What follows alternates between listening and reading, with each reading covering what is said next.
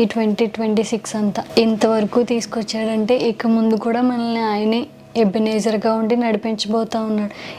ఇంత దాకా తీసుకొచ్చిన దేవుడు ఇక ముందు కూడా తీసుకెళ్తాడు. అంటే ఇప్పటి వరకు లాస్ట్ ఇయర్ వరకు కావచ్చు, లాస్ట్ ఇయర్ అంతా కూడా కావచ్చు, చాలా శ్రమలు పడే ఉంటాం, చాలా కష్టాలు అనుభవించే ఉంటాం.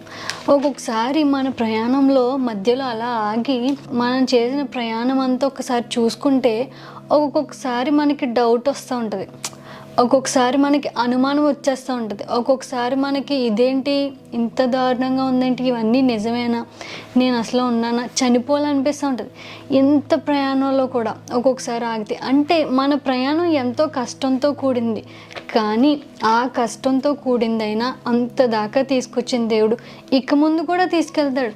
దేవుడు అంటున్నాడు కదా, ఇంత దాకా తీసుకొచ్చింది నిన్ను అవమానపరచడానిక, ఇంత దాకా తీసుకొచ్చింది నిన్ను హేళన చేయించడానిక, ఇంత దాకా తీసుకొచ్చింది అందరి ముందు నువ్వు నవ్వుల పాలైతే దేవుడు చూస్తూ ఉండడానిక, ఇంత దాకా తీసుకొచ్చింది నిన్ను ఇక్కడ వదిలేయడానిక, నిన్ను ఇంత దాకా తీసుకొచ్చింది ఈ సంవత్సరం నిన్ను గివప్ ఇచ్చేయడానిక నీ మీద లేదు కదా. ఇంత దాకా తీసుకొచ్చిన దేవుడు ఇక ముందు కూడా తీసుకెళ్తాడు, ఇక ముందు కూడా నేను నడిపించుకుంటాడు.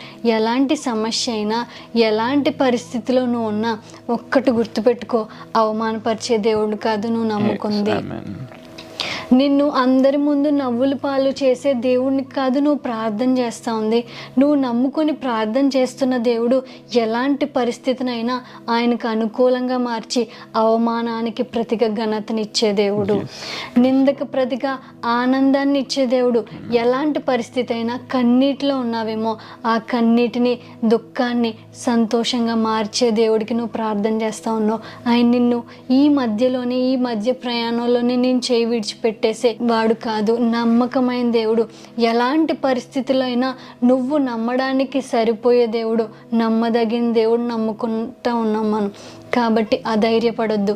ఈ సంవత్సరం అంతా ఎలాంటి ఆర్థిక పరిస్థితి అయినా, ఏ బాధ అయినా, ఏ కష్టమైనా దేవుడు అంటున్నాడు కదా, ఎబెనేజర్ వలె నేను నీ చేయి పట్టుకుని నడిపించబోతా ఉన్నాను, నేను నీ చేయి పట్టుకుని గమ్యం చేరే వరకు నేను నీ చేయి వదలను, నేను నీ చేయి పట్టుకునే ఉంటాను, నీ చేయి పట్టుకుని నేను నడిపించబోతా ఉన్నాను.